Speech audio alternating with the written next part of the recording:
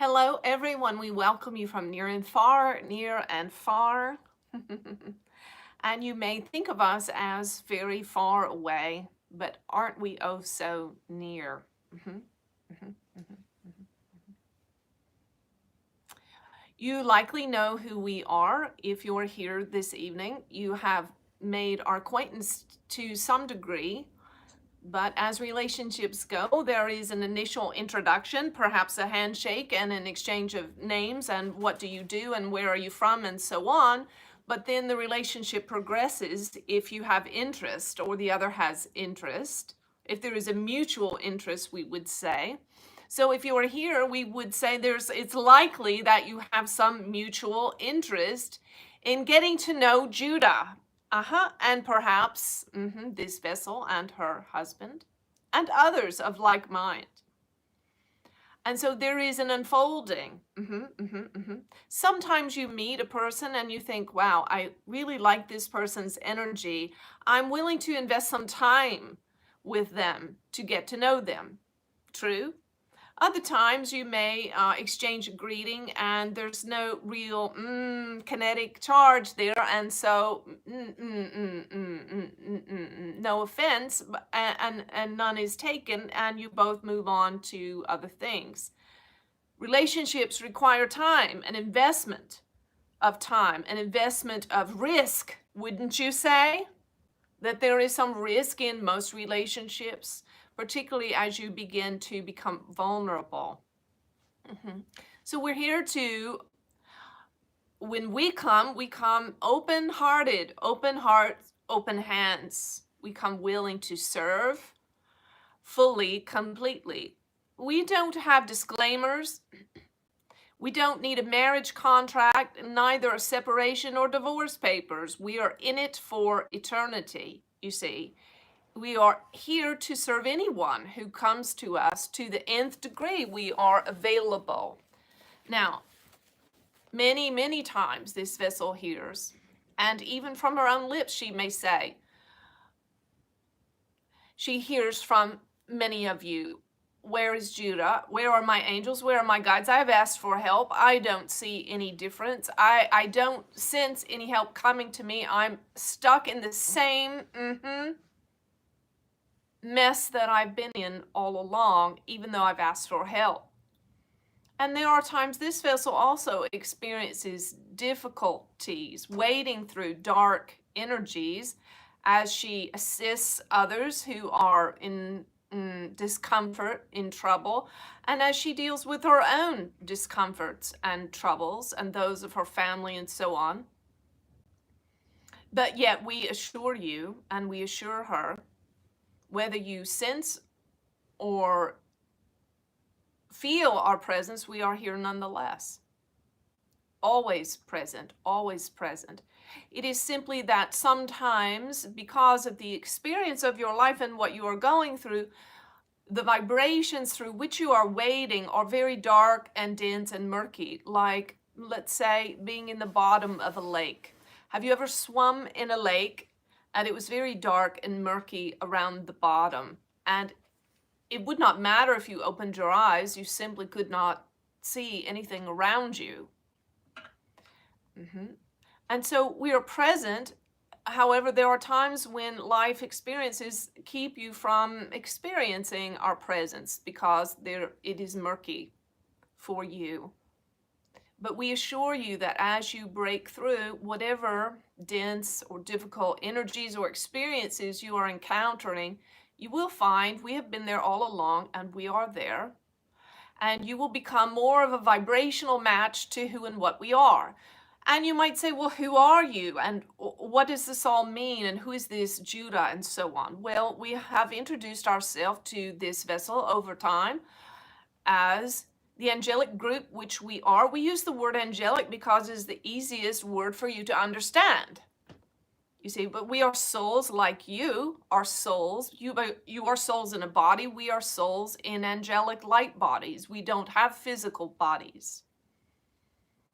And so we explain ourselves as angelic because that is the closest cultural reference you have for understanding who and what we are. We are a focus of source, of God, of the creator, of the Logos. The Logos has focused her attention. We are speaking of the one true creator. God has focused his or her attention our way, and in so doing has created our group, our angelic group. We are one of myriads of angelic groups. Every week when this vessel works with various persons, she meets new angels. She meets the angels assigned to the one she is working with. And this is great fun for us, you see. Just as you enjoy perhaps meeting new people and making new friends, so do we. So you may or may not understand us, and we are still a mystery to a large degree, even to this vessel who has invested her life, her reputation, everything about who she is. She is invested, risked, we would say, to develop this relationship and to express our messages. And still, even to her, we are very much a mystery in some ways. But stick around and you will know the reality of our presence and the miracles that we can bring, because in truth, angels are children of God, the offspring of God. Just as this beautiful young one here looks so very much like her mother, the same smile, the same eyes, the same beauty, perhaps even the same manner or some of the same personality traits. It is the same with us. When you speak with us, you are speaking with the express image and representation of God. It's not very complicated, you see. And we see you the same way. You are also the offspring of God. You are evolving into your angelic state. One day, each of you will evolve into a state very similar to ours. You will be very much full of glory and light and wisdom and understanding, and you will live in glorified bodies. Now, that may sound new or unique or maybe even crazy to you, but the Christ said it many years ago. He said, "You are children of God, and you are like the angels." And so he even was one of the first to say to you, it is you. You are a child of God, not just I, the Christ. You are a child of God, and you are evolving into your angelic state. And the Buddha, when the Buddha experienced his awakening, his enlightenment, he saw many, many, many myriads of golden Buddhas. You see, it's not all about him. It's about the creation of more Buddhas, the creation of more Christs. And likely that is why you are here. Because you may not even know exactly why you're here, but you feel some sense of attraction to the energy that we bring. This is you following, following the essence of your soul has a desire to re-enter your divine state, to know yourself as divinity, as a child of God. This vessel was thinking today about many years ago. She was going through a very difficult time. At that time, she was fully immersed in Christian faith. Going through a difficult time, sifting and sorting out what kind of person she was and wanted to be. She had been following her passion to sing, which had led her into a whole world encrusted with ego and glamour and fame and pride and so on in Nashville. And there were people offering her this and that, and she felt conflicted inside. Well, of course she did, because all of those things might flatter her ego, but they were not why she was sent to be here. And so she called her pastor friend, and he said to her, "Well, I'll tell you what you are. You're a woman of God."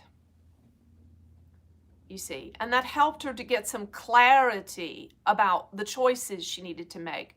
Yes, that is what I am. At the end of the day, I am a woman of God. Well, she remembered this story today, and we said to her, well, we'd like to adjust that a little bit. Was that a word that was helpful for her at that juncture? Absolutely. Is she a woman of God? Well, you might say that. If you saw her dressed in black with black nail polish on her fingertips and lots of heavy makeup tonight, you might think she was a witch. If you saw her dressed in white this evening and speaking about Christ, you might think that she's a saint or an enlightened being. Well, we don't really care what you think, but we will tell you what she is and what you are for that matter. She is more than just a woman of God. She is a God woman. She is God in a woman. You understand? God in a woman. And that is what you are. You are God in a woman, God in a man, God in a child.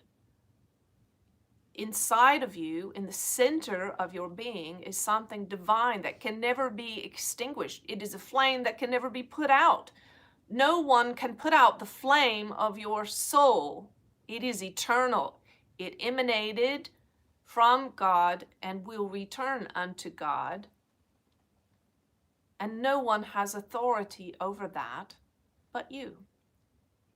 Now, we've been quite on a little introduction here. And we're very glad you're here. And this has nothing to do with the topic, which is quite all right. I'm sure you would agree. And we do also, however, want to allow this vessel to share her teaching, for we honor and respect her human journey, which is expressed through her teaching and a teaching gift. And understand that what she teaches is what she most needs to learn.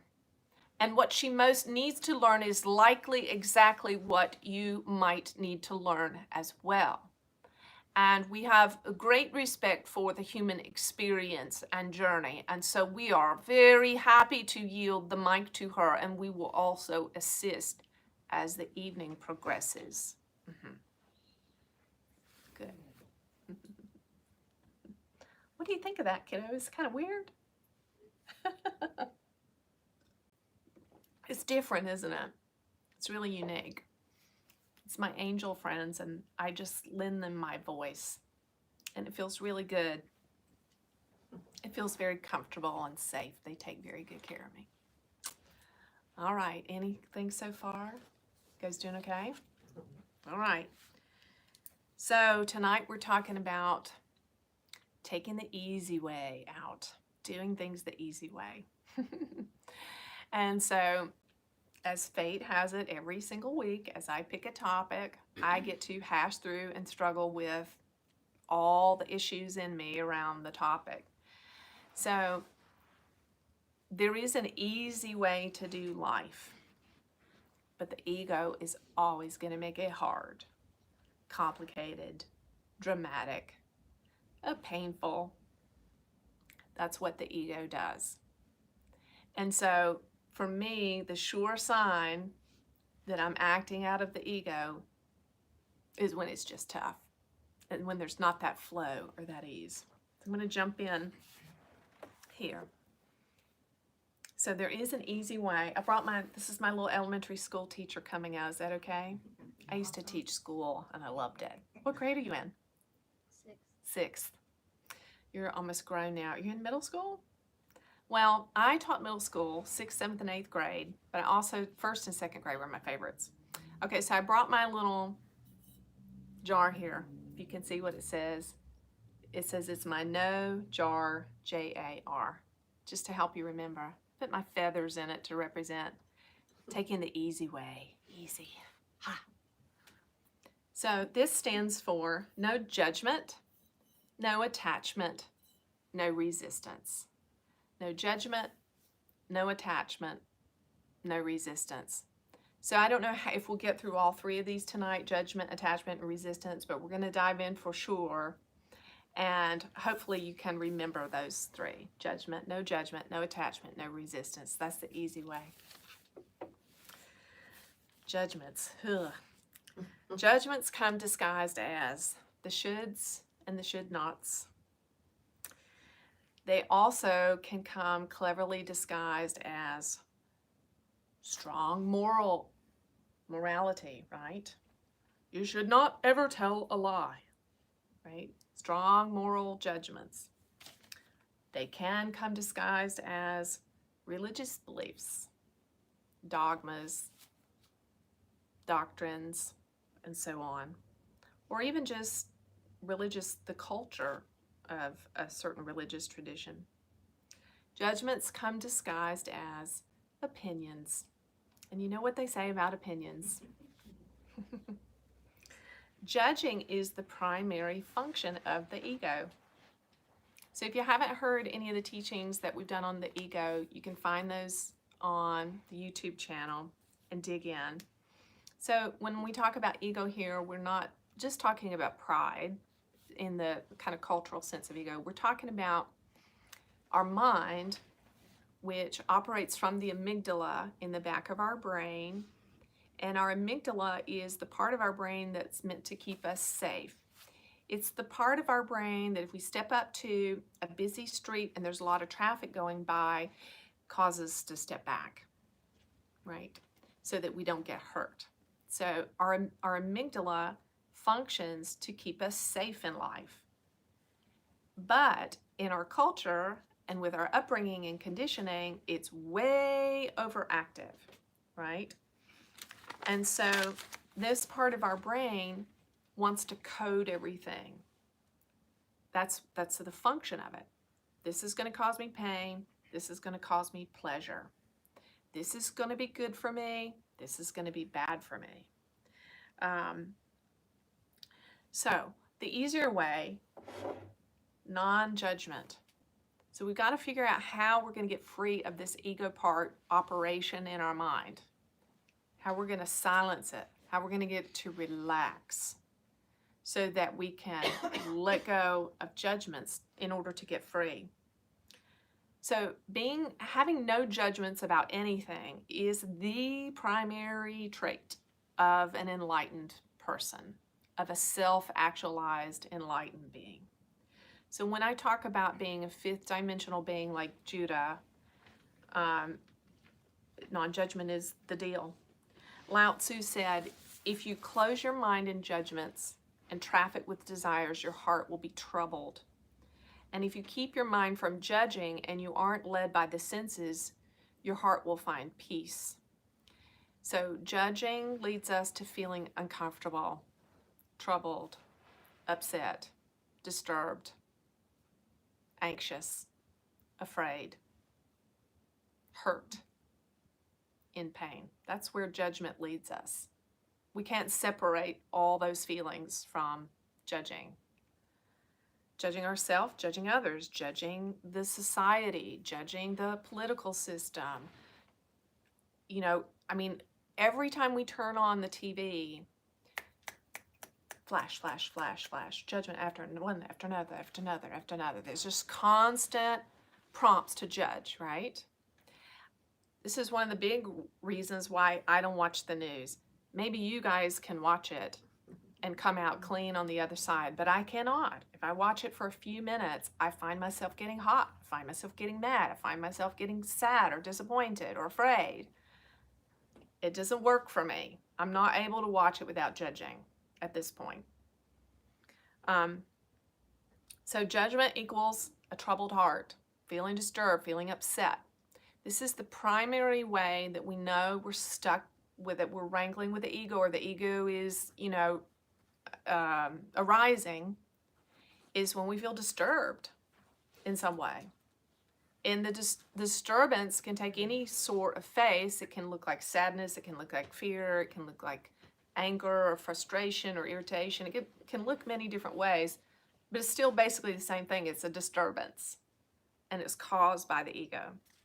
So to not judge is where we find peace, right? Is where we find peace. I don't know if you were listening last week. I mentioned a story about a famous enlightened guru in India, and he had a terminal diagnosis of cancer. And, all of his friends and followers were so upset, so distraught, so sad. And he was like, no biggie, no big deal. You got to go some way, right? It wasn't a big deal for him. He was totally okay with it. There was no resistance there. He wasn't judging it as good or bad. He had no judgment about how he should exit life. And I just mentioned, because I get emails, I don't know what you guys' background is or was. Mine, I was raised as a fundamentalist Christian, was deeply involved in churches here in Charlotte, some healthy, some extremely unhealthy, some very loving, some very abusive. So I have a kind of a mixed bag of experiences, no judgment there. All of that's what brought me to this point, so I'm really thankful. But sometimes I like to mention some of the things that I'm processing in case it helps somebody who's getting out of religion or trying to heal from bad religious experiences. So there is a fundamental judgment that I have found that underpins the belief system of modern Christianity, and it's this. The judgment is this. It underpins all of it. If you're not one of us, if you're not a Christian, you're not okay. You're lost. You don't know the truth. You're in darkness, and you're going to hell. And so I loved hearing when my daughter was a young mother. I was still in Christianity at that time, and we were talking about the little town that she lived in. She couldn't find any friends, and the only friends that she met that seemed, reasonably healthy, that were raising kids like her, were Christian moms. But she always felt this icky motivation. They're having her over for play dates or for coffee because they wanted to proselytize, or they wanted to win her. And I'm sure, on whatever degree, based on their belief system, they felt a love and compassion for her and felt like she needed to be fixed and be okay. And she just always felt that. It felt gross. It was never that they just wanted to be a friend to her and love her. So if you have this judgment that if you're not one of us, not a Christian, you're going to hell, you're lost, this judgment causes a deeply subconscious coding of everybody you meet. They're either lost or found, doomed or rescued, bad or good, righteous or evil. And so this is a us and them story. So this is another way that you can identify the ego. It's an us and them story. Republican, Democrat. It's a big one, you guys. Mm-hmm. We are literally going to have to stay conscious every moment for the next 12 to 18 months, right? It's not us and them. It's not you're bad and you're good. It's that we're all in this together. And I'm not saying don't vote. That's not what I'm saying. I'm saying the judgments are thick and they're gross and they're really defiling. So us and them, that's the story of the ego. So these judgments, speaking still of the Christian issue, they defile any real love that a Christian, true love from God, from Jesus, from Yeshua ben Joseph, from the Holy Spirit, that someone would want to give to another, but the judgment defiles it, you see. And so the idea there is you're lost, therefore, because I am in the know, because I am saved, and because I'm a good and loving person, I need to rescue you.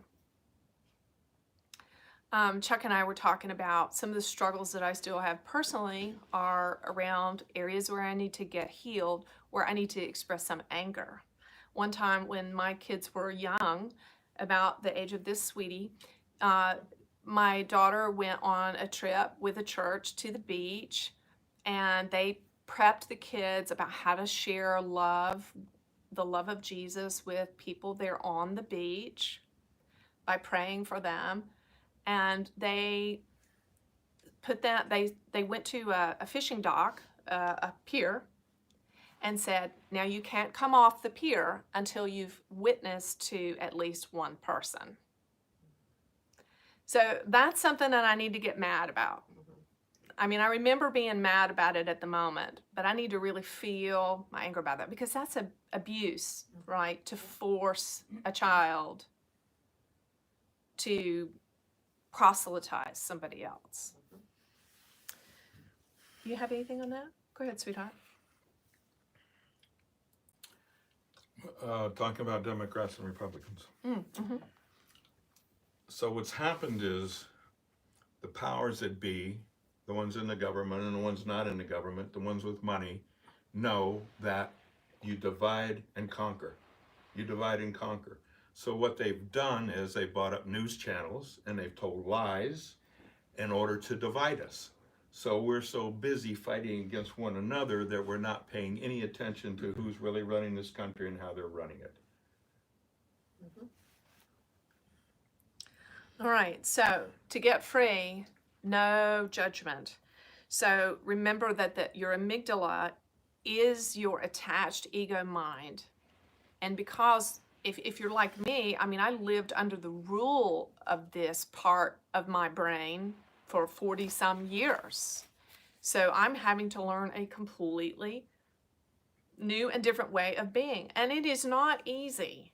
And if people say light and love to you, hugs and kisses, and that's all it is, they're not telling you the truth. Do we want what light and love? Yeah, we do.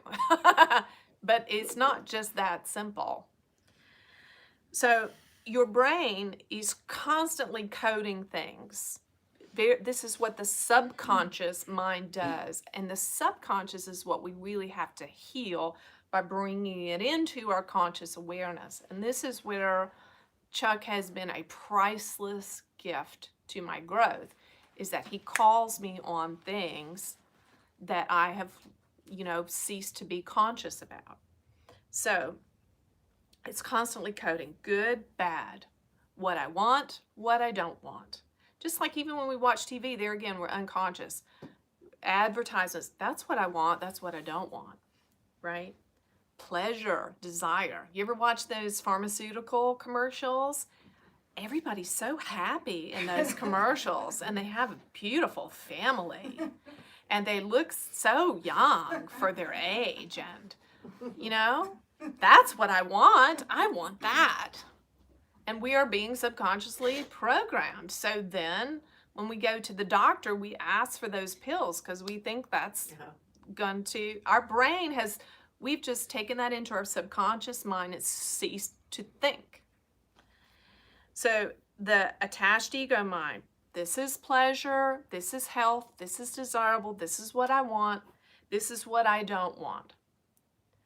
I don't want this. This is going to cause me to suffer. I want less of this, more of that. Less of this, more of that. Less of this, more. And there's a hamster wheel. Less of this, more of that. Less of this, more of that. More of that, more of that. Less of this, more of that. And it's BS, right?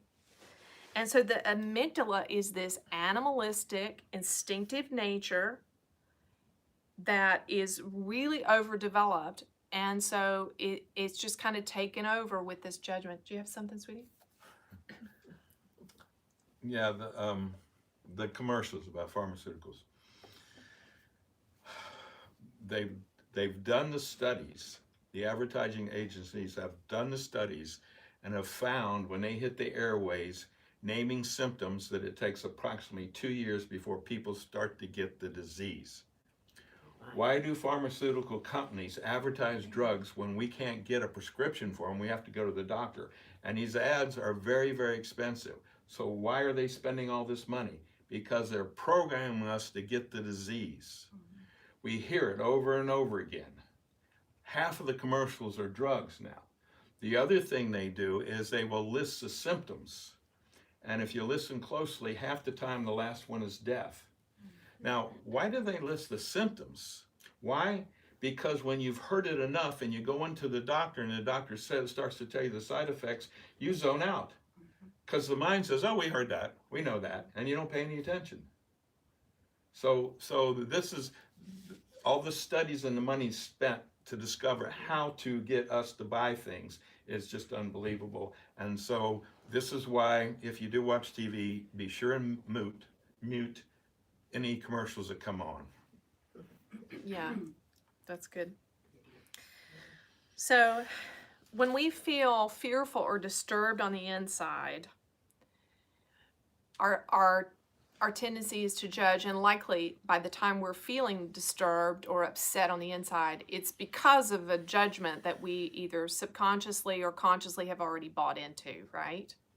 Like, poor Chuck, God bless him. You guys prayed for him. I don't know how he deals with me. But in the car this weekend, I don't know. In the car this weekend, he did or said something, and I felt controlled. I felt controlled. All right, notice I'm not saying he was controlling me. I'm saying I felt controlled. There's a difference. Got that?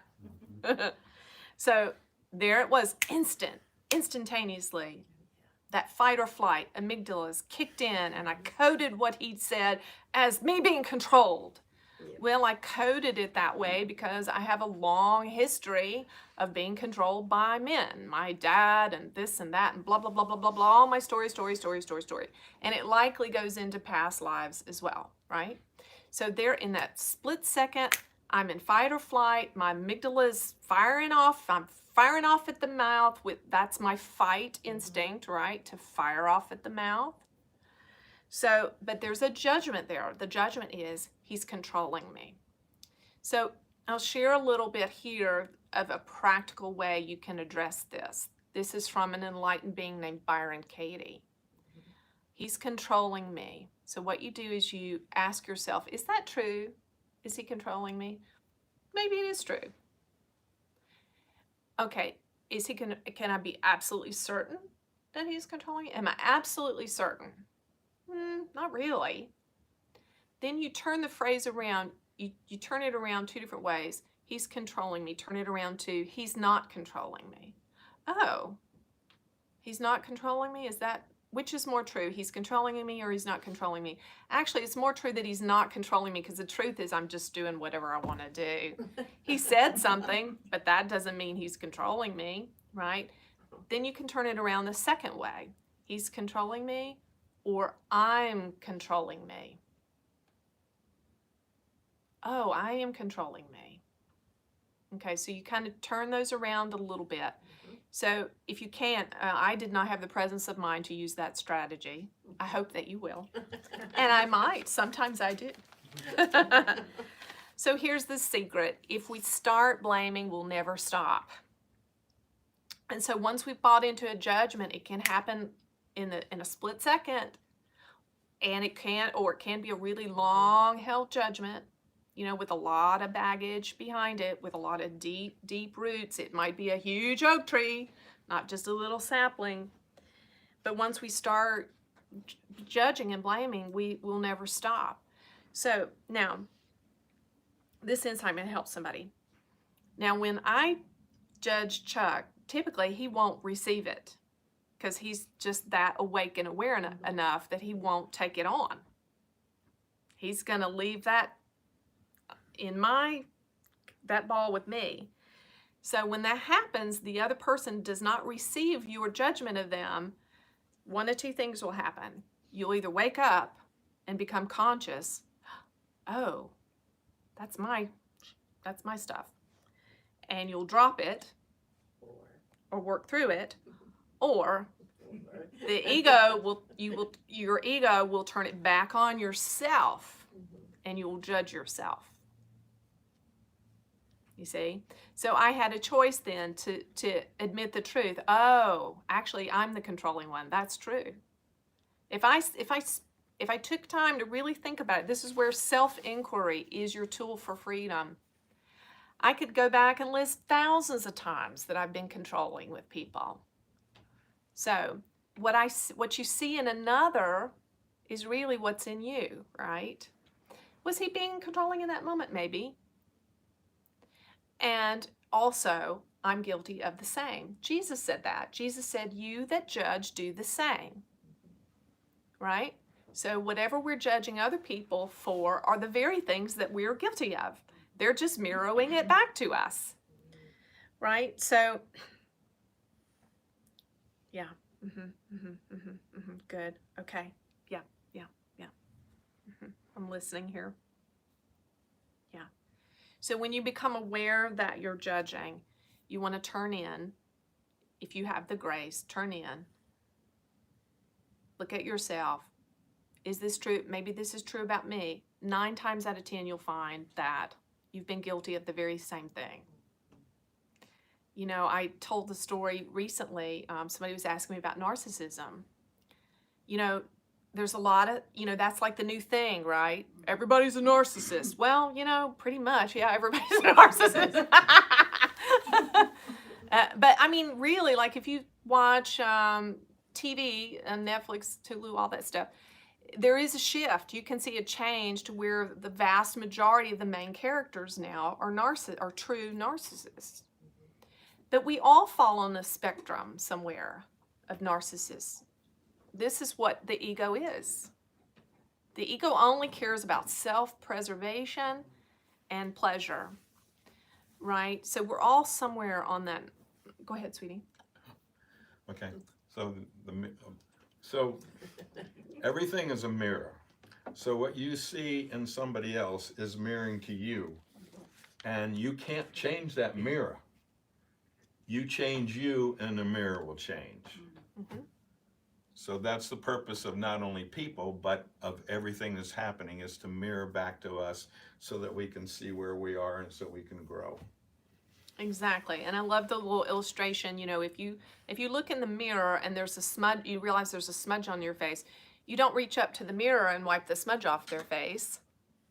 That wouldn't make any sense, right? You can't do it. It doesn't work like that. You have to reach up and that's why Jesus said, hey, why are you, raising a fuss about the splinter? Oh, hi there, you've got a splinter. You've got to have a little speck of something in your eye when you've got a huge beam in your own eye, right? He said, take care of your own stuff first. And so this is the truth of, the world is full of all kinds of insanity going on. And so where we can get sucked in as spiritual people that really want better, we want a more conscious world, we want a more loving world, we want a more joyful world, is getting sucked into fighting all the stuff. When the truth is, what we need to do to change the world is to turn inwards and look in. One of the things I'm doing in this season of my life, I'm going back and looking at the Bible with new eyes. When I was a kid, and through my adult years, I read the Bible cover to cover many times. But I also had a lot of heavy conditioning about what it meant and what people told me it meant.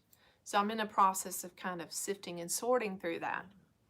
So last week when I was looking at this word repent in the original Greek, that word means to return or to turn in.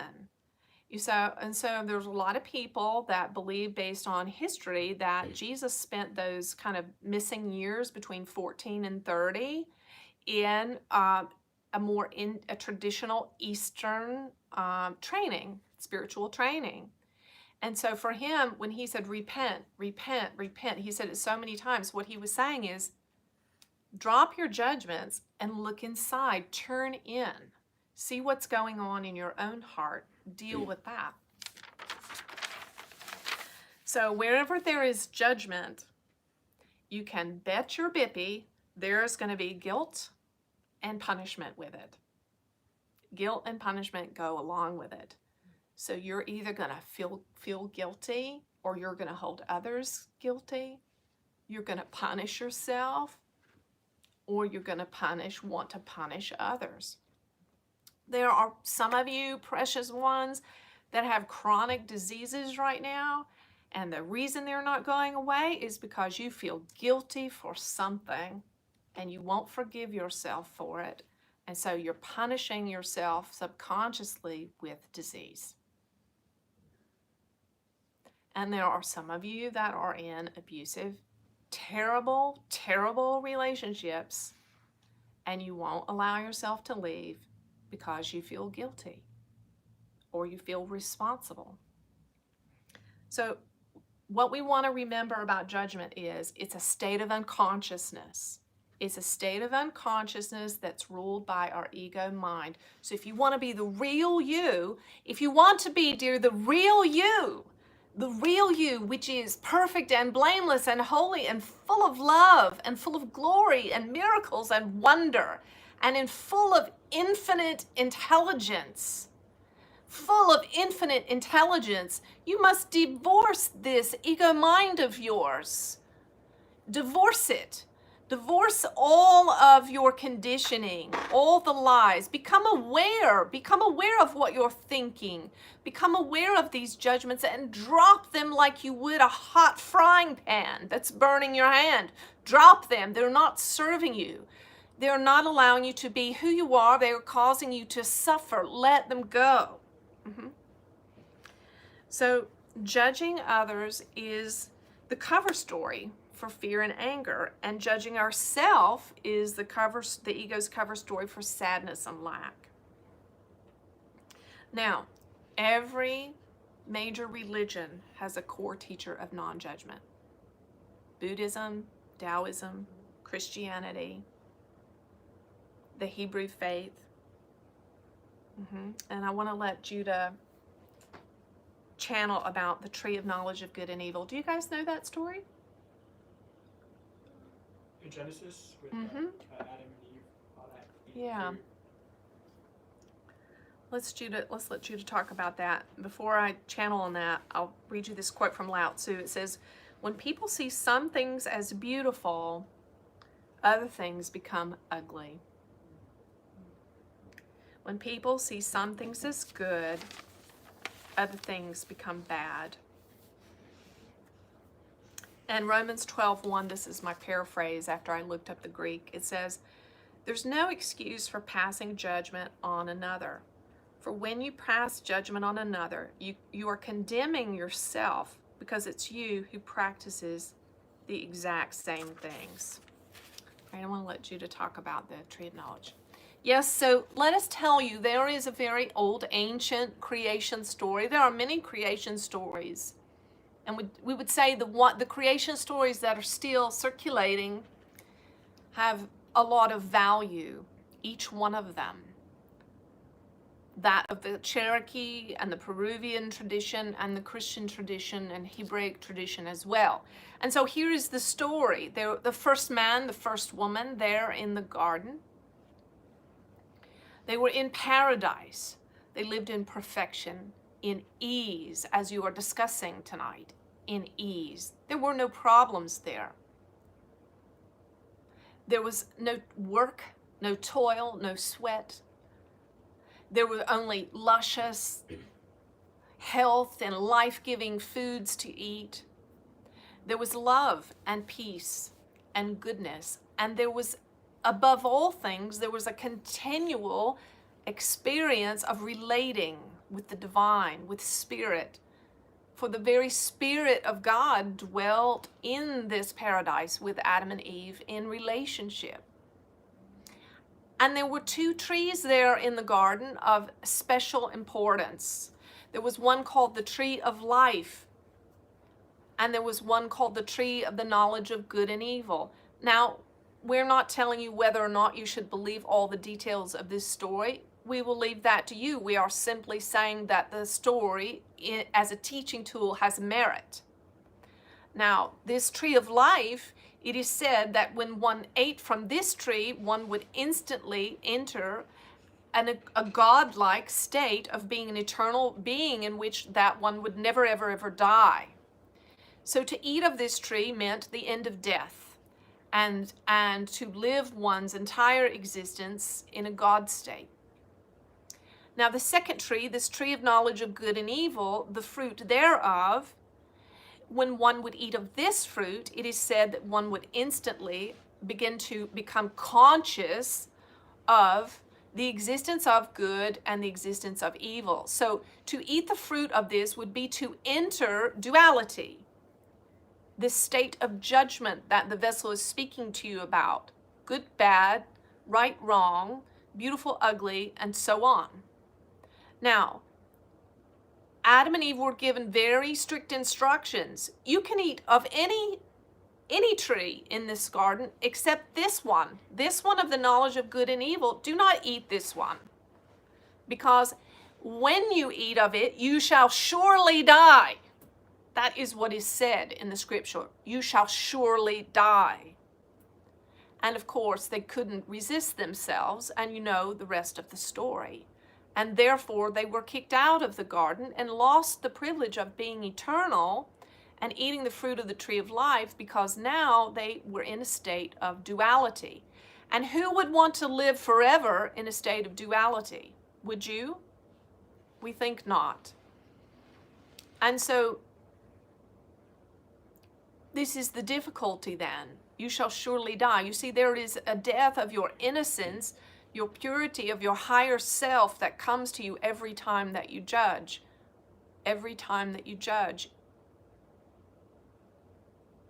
And to really experience eternal life and your eternal parts is to be free of this fruit of the tree of the knowledge of good and evil.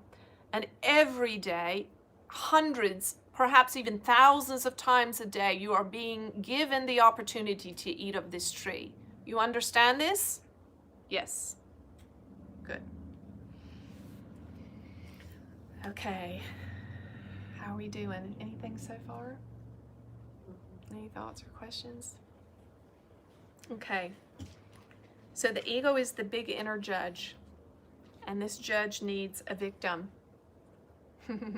Right? A villain and a victim. So the victim is the receiver of the judgments. And if you feel like a victim of yourself or others, know that the big judge is active. And so we want to just shrink him. Shrink him. We want him to be like the Austin Powers mini-me. So some mantras that can help on this first J that we're talking about for your freedom. People do what they do. No judgment, right? People do what they do. Life does what it does. And even with me, you know, I tend to have more, I do judge others sometimes, for sure. I tend to have more trouble judging myself. So if I just really blow it on something and get caught up in my ego or acting out in some way, I just got to forgive myself. Love myself. Be gentle. So what? I got mad. So what? I said something. I hurt somebody. Yeah, I hurt somebody. I hate that. You know what? People do it.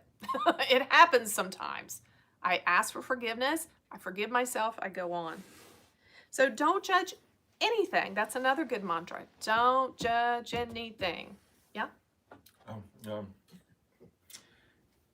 The ego does have a place. It has a place in a youngster, because when a 5-year-old has some kind of abuse, it can't handle that. So it's the ego's job to create a story, a false story about what happened, so that the person, that child, doesn't have to experience that.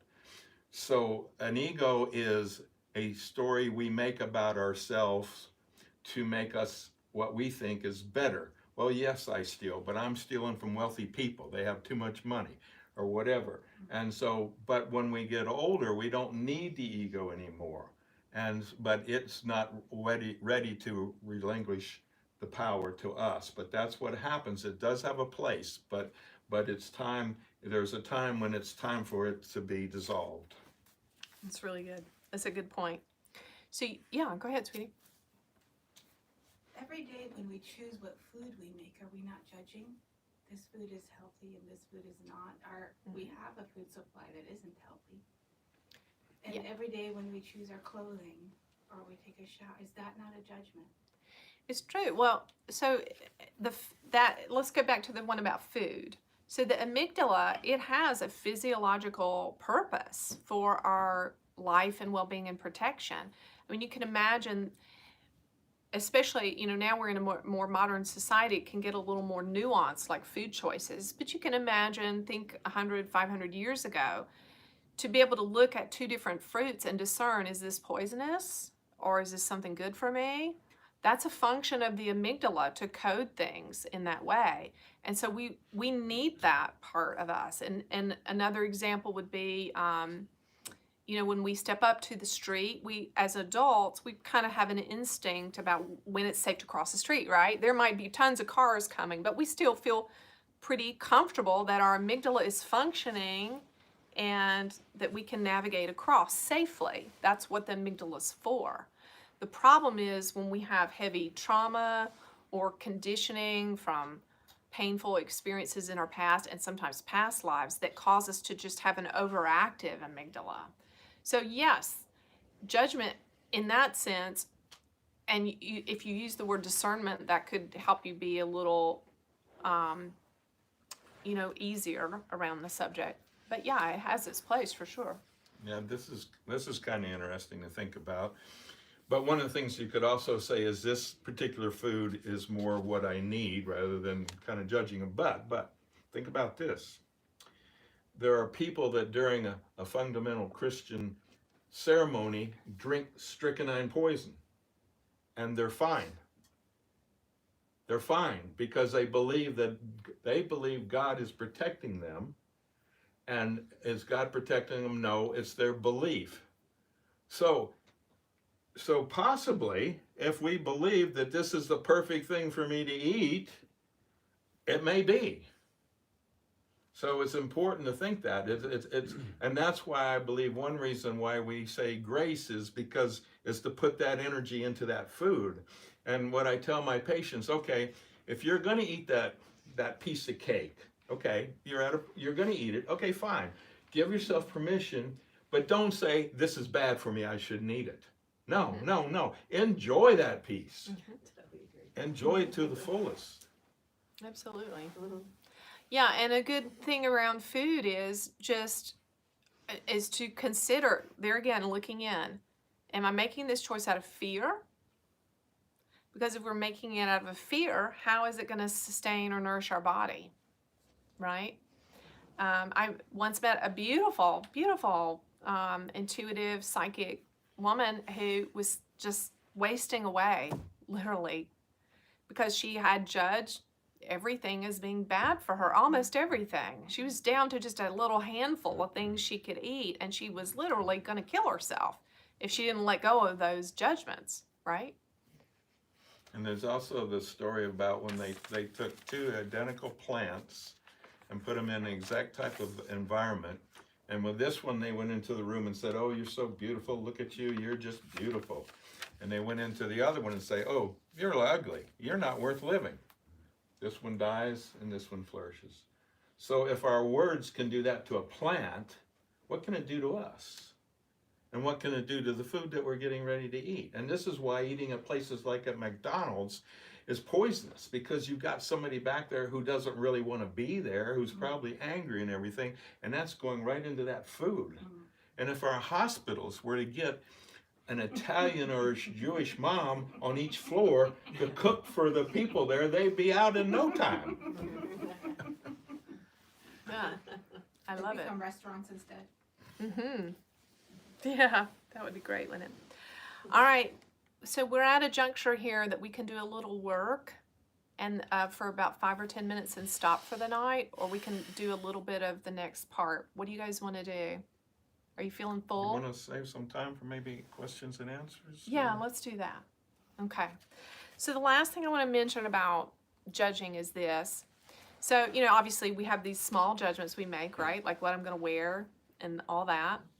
And what I'm going to eat, all the way to the extreme, which is slander, gossip, accusation, and so on. I thought this was really interesting. I discovered this week. I was going back through scripture, as I said, and looking at this word devil, because I'm at a point where I'm like, what is this? Is there a real devil or not? I don't think so. So I thought I would peek into this. So the word devil in the scripture actually means, one of its meaning is malicious gossip, false accuser, or slanderer. So it doesn't mean a person with a capital D. It's not a proper noun, okay? It's a word that has these meanings. So if you think about that a little deeply, what that means is, who is the devil? Well, the devil is a slanderer, a gossiper. That's who the devil is, right? An accuser. So if we have to be careful, because if we let ourselves slide over into that accusation and slander and gossip, then we're the devil, right? I don't mean that in a literal sense, but I mean we're taking on that quality, right? And if you hear that in your own psyche about yourself, you hear like an accusatory voice, you can rest assured that that is not God, and that is not your higher self. That is definitely not of you. That is a negative energy. Go ahead, Steve. I think it's important. I think what you're saying is what I believe is that when Jesus, when he left from the age of 12 or 14 to like 32, he went to India. And that's where he learned how to become spiritual, and that's where he became enlightened. But in India, they use parables and stories. So when he goes back to Israel, wherever, and he's telling these stories, they're taking him literally. Like when he says, all things will be new again. Maybe he's talking about reincarnation. And I am the Son of God, and you are in me too. But they didn't understand what he was saying. And I think that was part of what happened. But I think it's pretty much a fact that he did go to India Egypt too, and that's where, because there's no way, if they think this is the Son of God, they're not going to write about, if they're there, that what he's doing is like they're going to have that logged unless he's gone, and he's gone off to an ashram or some place where he's being taught, and so that's what I think. And when I was in India, when I was up in Nepal and up in the mountains, there's this little village where you can go to, and they will tell you that Jesus was there, that he actually was there. There's actually the story, I don't know if this is true or not, but that Jesus did not die on the cross, that when it got dark, the soldiers left and his people came and took him down, and then he said, well, I'm not going to stay here, they tried to kill me. So he went back, he said goodbye to his disciples, and he went back to India. And there's a place there where they will take you and they say he's buried here. I don't know if it's true or not. Now we all know there's parallel universes, so there is a universe where that's true, and then there's universes where it's not. But anyway, it's a neat little story. All right, let's do some work around judgments. When I say work, I use that, it's not exactly the right word, but we're going to release judgments. Does that sound good? All right. And then we're going to perhaps have a short little bit of singing, but I do want to make time to just go around and bless anybody hands-on that wants a darshan, an energy transmission, an energy exchange, a blessing, however you want to look at it. All right, so open hearts, open minds. Let's just work on some releasing here. Now, I want to just teach a little bit before we start. If you're following Judith's work, we do a lot of this sort of releasing. So a quick teaching so that you can make the most of these when you encounter them in the videos and in the work. When you do this sort of work, you want to listen to your heart, not your head, and listen for a yes or a no. A yes or a no. Okay, so you want to let your thoughts, your mind kind of melt down into your heart. Let yourself go into kind of a relaxed, alpha meditative state, dropping your mind and answering yes or no from the heart. And the goal is to answer honestly. So I ask you a question and you feel a firm no in your heart, that's fine. There's no right or wrong answer.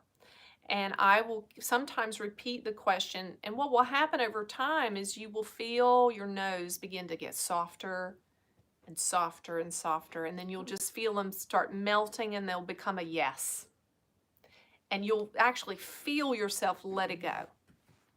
You'll just feel yourself drop it. And that's the magic spot. That is the spot in which, when you feel that soft yes, that your ego has been sublimated. Your ego has been laid to rest on that topic. Okay? So that's why we're doing this exercise, if that helps you in the future as you use these. All right.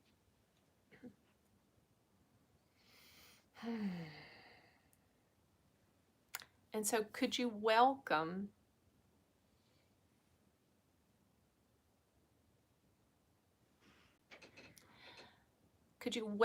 the part of yourself that is sometimes judgy? Could you welcome that part of yourself that judges others?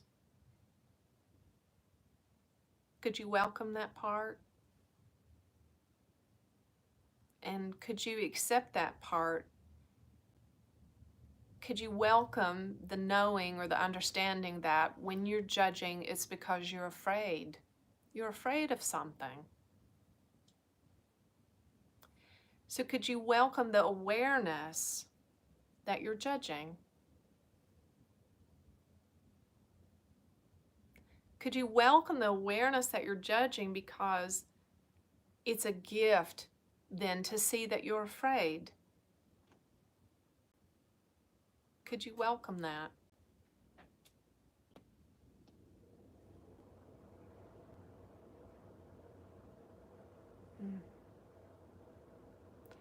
And then could you welcome the fear? Could you welcome the fear and just feel the energy of it in your body so that you can let it go? Could you welcome that fear coming up from underneath the judgment, peeking its head up from underneath the judgment? Could you welcome that, because now that it's appearing, you can see it, you're aware of it, and you can let it go. So could you just let the fear even wiggle its way through your physical energy and then release it? Could you let it go? And just know that it's only an energy. You can release it. So ask yourself with your inner voice, say, fear, do you want to go?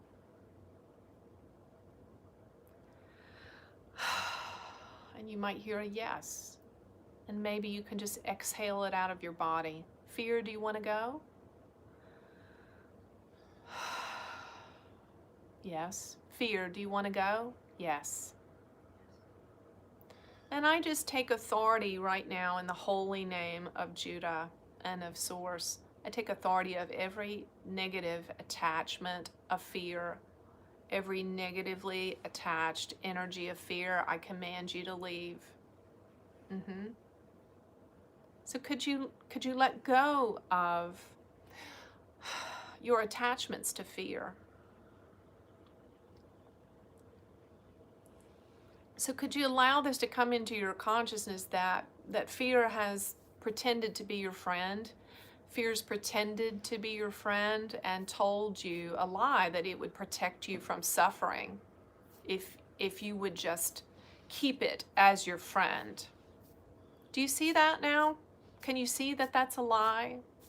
Can you see that fear lied to you and said it would protect you, but it hasn't? It's caused you to suffer more.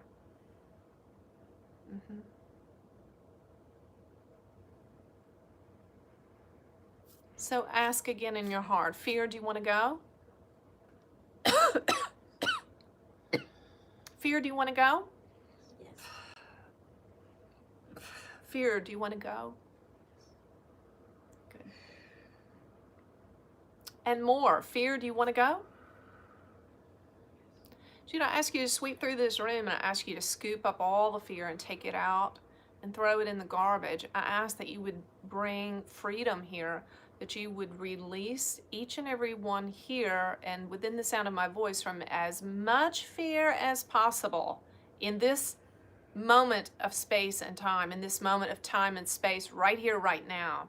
Judah, I ask that you remove not just this fear, but all the fear behind it, everything attached to it. I ask that you go back to the original hurt or wound where trust was breached, where there was betrayal, where there was harm, where there was trauma, where there was abuse, where there was danger. I ask you to go back to the very original moment that the fear entered. I ask that you would tag that and uproot it and treat it thoroughly, top to bottom, in and out, every bit of it.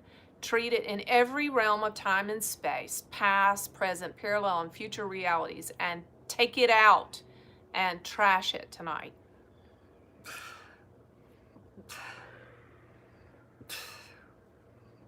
You should feel it coming right out of your body. So you may feel that you need to cough or burp or sneeze or cry. You can feel it come right out of your body. Just release it. It can't hurt you anymore.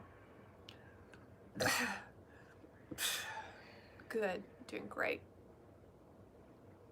Fear, do you want to go? Yes. Fear, do you want to go? Yes. You see, it wants to leave. This is what you need to know about negative energy in your body. It really wants to leave. That's why sometimes it coagulates into cancers, into tumors, into warts, into knots and nodules, into knee pain, into back pain. This is fear energy stored in your body, and I command it to go right now. Go. Yeah, good. Good, very good. Go ahead. Sometimes I tell the fear that there is a place for it in this universe. There is a place, but it's not inside me. Please go find that place where you do belong. Mm-hmm. Right. Good. Now, so could you let go of every judgment, every opinion, every belief system that has been held in place by fear? So what I want you to see that as you're releasing this fear, the fear is like a dark man holding on to a bunch of balloons, a bunch of hot air, a bunch of helium balloons. And Judah's giving me this picture now. So as you release fear, the balloons are all the judgments, opinions, points of view, soapboxes, accusations, slander, gossip. It's all of that. All of that. So as you release the fear, this dark man is leaving with all of his balloons, all the judgments are going. Good, good. You guys are doing great. You're doing great. Good, good, good, good, good. Very good. Good. All right, I'm going to start moving around the room. And I'm going to sign off with our live folks so I can move around the room and bless these guys. And if you don't want to be touched, that's totally fine with me. You can just kind of cross your arms over your chest when I come by. Okay? Otherwise, I'm going for broke. I'm going to give you as much freedom as I can. And it's not me. I love you guys. See you soon.